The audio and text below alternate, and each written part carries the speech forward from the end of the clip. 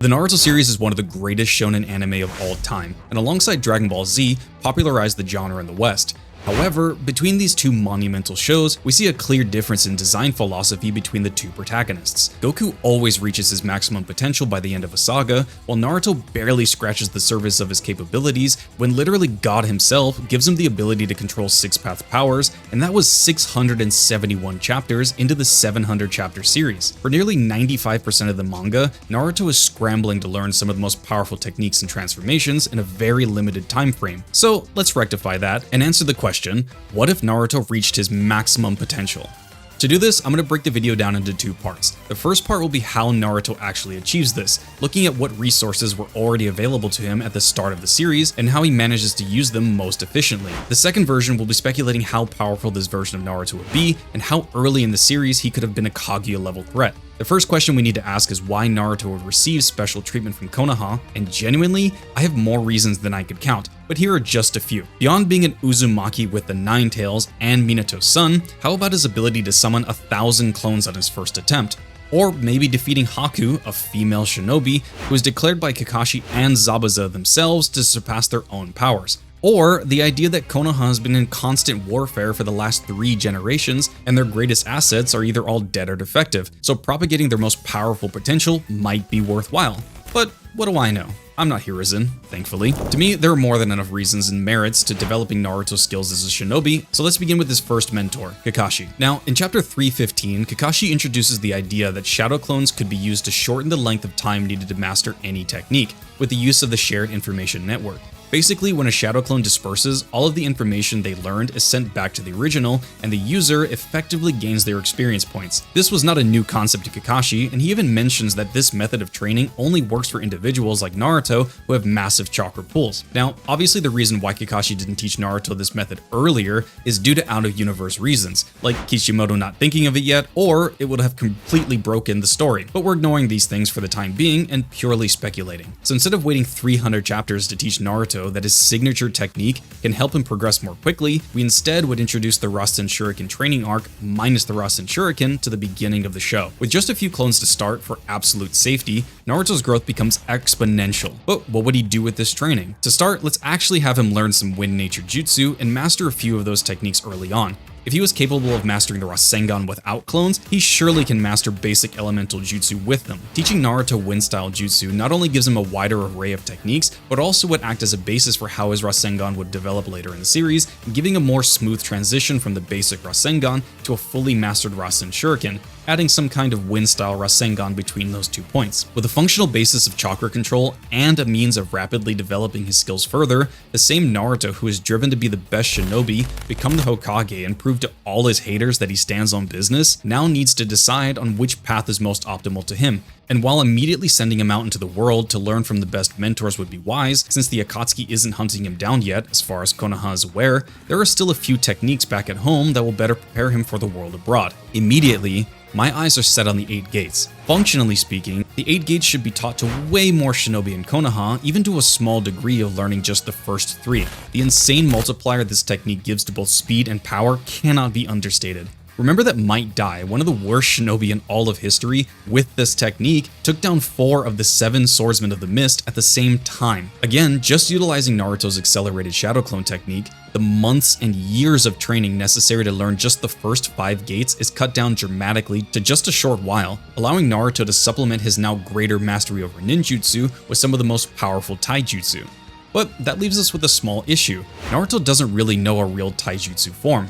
And while it is possible for Guy to have taught him the Strong Fist, I think we can find a better alternative that is both better in line with Naruto's lineage and with the concept of him reaching his maximum potential. With Naruto's power growing significantly from a very young age, there's effectively no reason for Jiraiya not to take a greater interest in Minato's son, who is already one of the greatest prodigies of all time, rivaling Itachi, Kakashi, or Shisui in raw potential. So with Jiraiya's return, and no need for them to gather information on the Akatsuki, since by this point in the story, Itachi and Kisame haven't come looking for Naruto as of yet, Jiraiya doesn't need to venture out into the world, dragging Naruto along and effectively teaching him nothing. Instead, the perfect place for Naruto to further develop his skills is Mount Myoboku. Ma and Pa canonically were some of Naruto's greatest mentors, teaching him an entire taijutsu form, Frog Kata, and Sage Mode in the span of a week.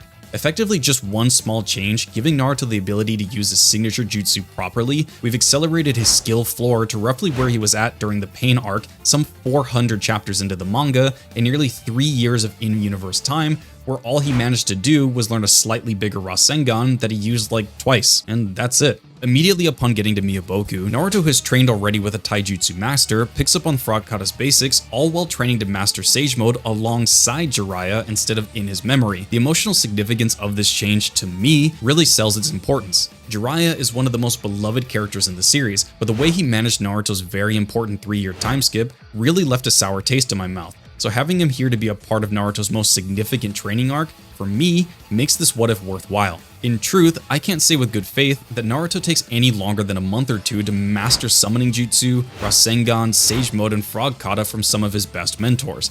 The utilization of clones cannot be fully appreciated until we really give him an opportunity to master techniques that the legendary Sannin themselves found difficulty in. Now, with the incredible boon of Sage Mode, the final step holding him back has to be the Kyuubi, and since the knowledge of Killer Bee exists, given that Minato, an incredibly intelligent shinobi, fought him, and would of course reported on his amazing control over his tailed beast, I think it only makes sense that Naruto ventures out and begins his training with Killer Bee. Now, aside from wartime animosity, there in theory would be little reason for the Raikage to be against Naruto training with Bee, but with Hiruzen actually backing Naruto's request, with perhaps some promise of military alliance, Naruto could begin his training without any pretense of the Fourth Great Shinobi War on the horizon. Genuinely, here we face our first issue. I'm positive this version of Naruto could take down and subdue Kurama, especially with the help of Kushina, but the Kyuubi had not seen enough of Naruto's character to relinquish his name and form a bond with our protagonist, so at best, Naruto is unlocking KCM-1.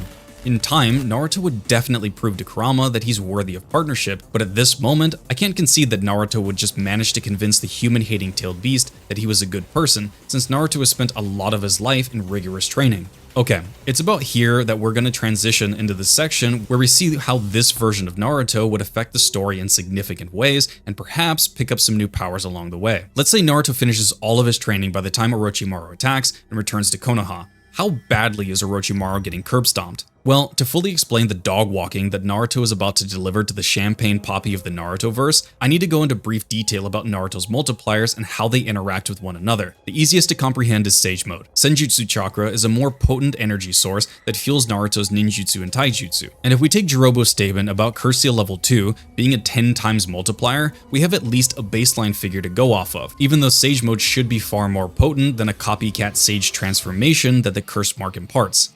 Next, let's talk about Kyuubi Chakra. According to Kakashi, who has a clear understanding of his powers and limitations, the amp he received when Naruto gave him just a fraction of the Kyuubi's chakra was 3 times. Now, it's unclear whether or not he was talking about potency or quantity when discussing how the Kyuubi's chakra supplemented him, but again, at least we have some numerical values to go off of. Finally, we have the 8 gates, and here we have to talk about how the gates would interact with these stacking multipliers. Now, Naruto has an immense pool of highly potent chakra, infused with both tailed beast chakra and natural energy. The way the 8 gates technique works is to flood the system with chakra by removing the limiters within the body and allowing full access to his ridiculous power at the risk of overexerting his body.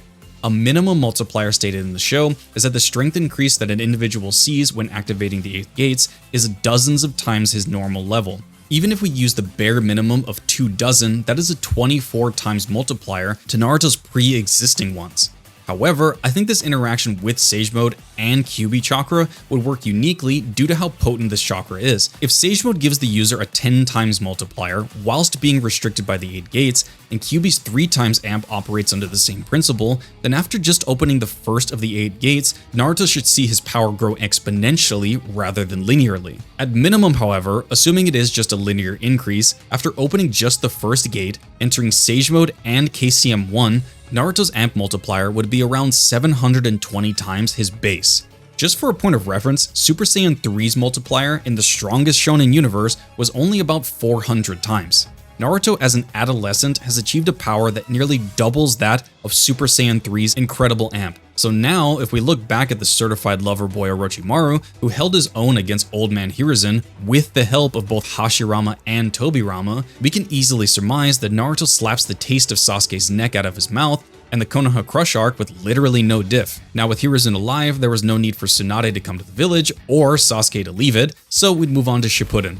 Naruto's battles don't really start until Kakuzu, and I shouldn't need to tell you what little diff he needs to throw the immortal Hidan into low orbit, and has such a speed difference between himself and Kakuzu that Naruto could perform microsurgery on him and remove each of his hearts in an instant. The pain fight goes sideways. As soon as the Deva Path leaps into the air, preaching his gospel, Naruto yoinks him with a chakra arm and proceeds to Looney Tunes pummel him like he did in the canon. And as soon as Obito shows his face, even with Kamui intangibility, Naruto's nearly instantaneous movement allows him to land blows like Minato was able to, and instead completely annihilates him and probably ends all threat of Madara being revived, the infinite Tsukiyomi, or even Kaguya's return. Kabuto would have never survived long without Orochimaru's teachings, and thus would have never mastered Edo Tensei. This isn't even to mention with how powerful Naruto is, there would be no reason that Itachi couldn't return to the village and aid in tracking down Kabuto, in the case he did survive. If we turn to Boruto, which would have been some 20 years later before Momoshiki comes to Earth and tries to wreak havoc, this version of Naruto, if he kept even a modest training regimen, would have compressed hundreds if not thousands of years of training into that short time, as his potency with clones increased throughout the years. His mastery over the Kyuubi, and with Tsunade's strength of 100 technique, would see Naruto capable of effectively utilizing the 8 gates technique with little or no drawback, and contribute to the absolute beatdown Momoshiki would receive.